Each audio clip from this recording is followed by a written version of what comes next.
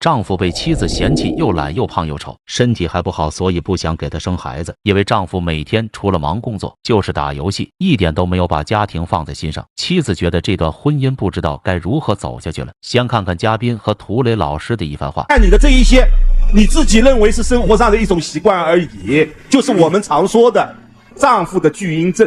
他有时候他真的会成为婚姻摧毁的杀手。就是日子过得太好了吗？不劳而获吗？有那闲工夫打游戏吗？有那闲工夫跳舞吗？如果你们还在为每平米和每个轮子奋斗的时候，会自动自觉地把电脑给我关了，去挣钱去，为将来的孩子营造一个大点的家、温馨的家而奋斗。没有。被家暴老师怒斥巨婴的男子，被涂磊老师怒斥生在福中不知福的夫妻，他们是如何发展到这一步的呢？大家动动您发财的小手，点赞加关注支持一下，祝您平安喜乐，好运连连，来年一定发大财。接着我们了解一下故事的主人公。男主人公史先生来自江苏，今年32岁的他是一名销售。女主人公顾女士今年26岁，两人相差6岁，其实也不算有代沟吧，因为两人结婚次1年多，不到2年，但是妻子却不愿意给丈夫生孩子，这究竟是为什么呢？你是打心里就不想要孩子呢，还是说这个老公身上有很多问题，你觉得不解决咱们不能要孩子？因为我觉得我老公身上有很多的毛病。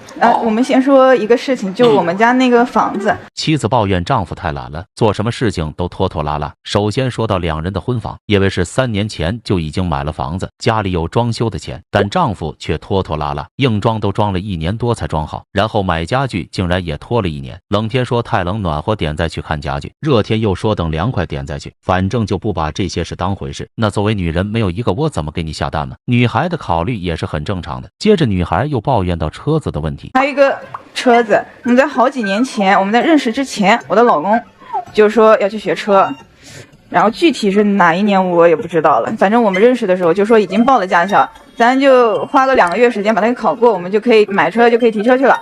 迟迟不去，到现在科目1都还没考过，那驾校我都不知道还在不在了。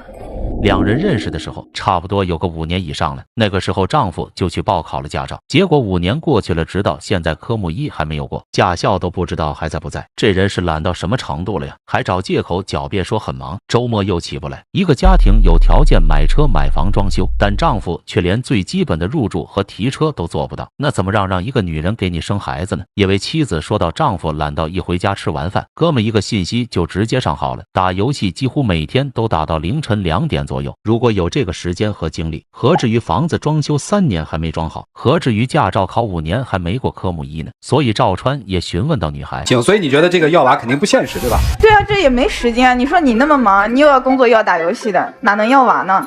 要了娃那谁带呢？如果是屏幕前的你，丈夫这样懒，可能你也不愿意给他生孩子吧？丈夫还狡辩，只是玩玩游戏，又不是出去花天酒地。如果是屏幕前的你，是愿意让丈夫去玩游戏，还是愿意让丈夫出去应酬喝酒呢？很多女人想，难道就没有不打游戏、乖乖在家待着不喝酒不应酬的男人吗？我想会有这样的男人，但只是你遇不到而已。因为男生已经32岁了，父母也把压力给到他，想要抱孙子了，并且他自己看见周围的哥们和同事同学都是有孩子，其乐融融，他也非常想要一个可爱的孩子。赵川试图帮男生说说话，这一幕双方的对话把在场的嘉宾和观众都给乐坏了。这个条件吧，怎么就给人生了？先把那房子给装修了，得给家具给买全了，行不行？如果我这会儿有了孩子，那房子还没弄好，我挺个大肚子搬东西吗？跑来跑去吗？是。好，那你说那车吧，我们家又不是买不起，学不学？那你现在你也有驾照的，有车给你先开起来啊。那你就有驾照啊？催我这边干嘛呢？18岁考的驾照。哦，你是有驾照的啊？那你也不是不知道，我自己在老家开车，我就是开的不太好嘛。我们老家那么宽的路，我也会乱跑。你说在南京城里面出了事怎么办？我大着个肚子开车嘛。行，您还是别开了吧。还有条件吗？那还有就是健身。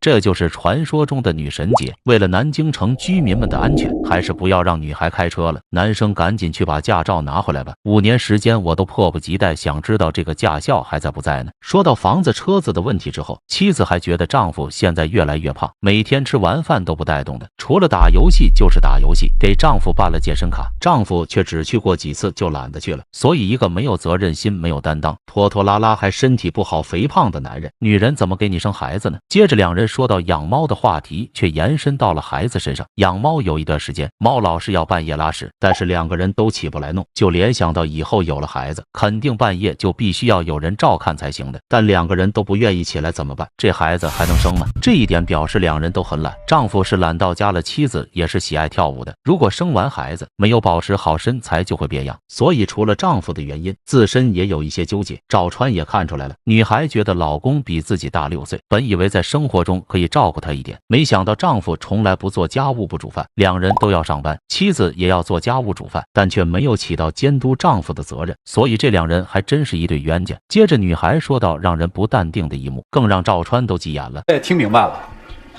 你说他懒，你跟他差不多，你们俩真是一家人啊，才进了一家门啊。那我还一房子装修了，我这么听拖拖沓沓快3年了还没入住。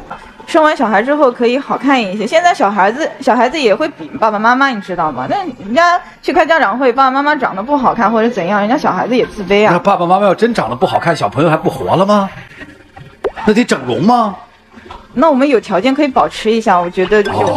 这段婚姻在很多现实中的婚姻都存在着相同的问题，看似要娃的事情，其实归根结底还是结婚后丈夫的变化让妻子无法忍受。那父母肥胖身材不好生出来的小孩会受影响吗？难道丑的人就不用生小孩了吗？我们一起看看嘉宾老师是如何看待这段婚姻的。首先是于博宏老师犀利的点评。现在真的急死了，真急。为什么呢？你刚才说的那一些家务琐事，3下5除2就做好了，怎么会有这么多借口，这么多理由，还拖过一年？我真难以置信啊！于博宏怒批了男生的行为，很多房子装修和考驾照，哪怕煮饭洗碗，都是3下5除2都能快速的解决的，为什么会拖这么久呢？于博宏给出了答案，就是男生家境可能没有任何压力，就可以随性的放任自己。看你的这一些你自己认为是生活上的一种习惯而已，就是我们常说的丈夫的巨婴症，他有时候他真的会成为婚姻摧毁的杀手。一个男人不管是作为丈夫和父亲，都要有担当和责任。巨婴症有时候就是拖垮婚姻的杀手，不能让它无底线的蔓延。接着是国家一级演员陈伟老师的见解。行动起来，首先你是男子汉，你得承担这个家庭的责任。比方说，如果你想要孩子，你有没有想过，孩子出生了以后，半夜谁起来呀？你会起来吗？那孩子的奶是怎么配方啊？孩子的洗澡你会吗？这都是要学的，它其实很多的学问在里边。陈伟老师和这对夫妻是老乡，都是江苏南京的，倍感亲切，就多给了一些建议，建议男生多学学育儿知识，想想自己到时候晚上能不能起得来给孩子换尿片喂奶粉，这些事情都要提前学习，要不然到时候真的会手忙脚乱的。而且一对年轻想要孩子的夫妻，相互的感情沟通是必须的，应该找到彼此都能做的事情来带给彼此一些乐趣，而不是丈夫除了打游戏就是工作，没有和妻子有过精神上的沟通。陈伟老师觉得两人还是可以继续在一起的。接着是莎娜老师犀利的点评。人现在就是都安于现在这样庸庸碌碌的现状，然后这样慢待生活，慢待婚姻，不出2年，你们的婚姻就会看到很大的危机。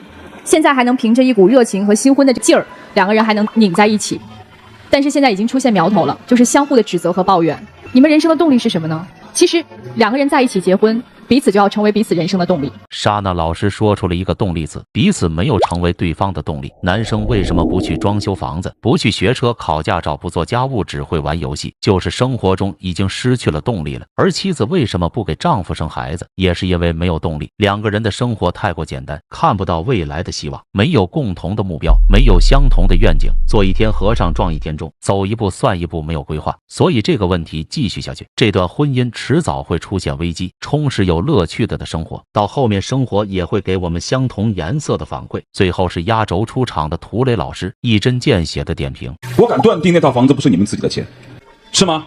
是父母的吧？现在还有多少夫妻在为一个汽车轮子而奋斗？还有多少夫妻在为每平米而拼命？还有多少夫妻在家居市场为了买一盏自己喜欢的灯，自己喜欢的一块地砖，挑三拣四，每天早出晚归，抓住周六周日的那么一点点时间来营造自己爱的小巢，因为那是希望的地方。就是日子过得太好了吗？不劳而获吗？有那闲工夫打游戏吗？有那闲工夫跳舞吗？如果你们还在每平米和每个轮子奋斗的时候，会自动自觉的把电脑给我关了，去挣钱去，为将来的孩子营造一个大点的家，温馨的家而奋斗。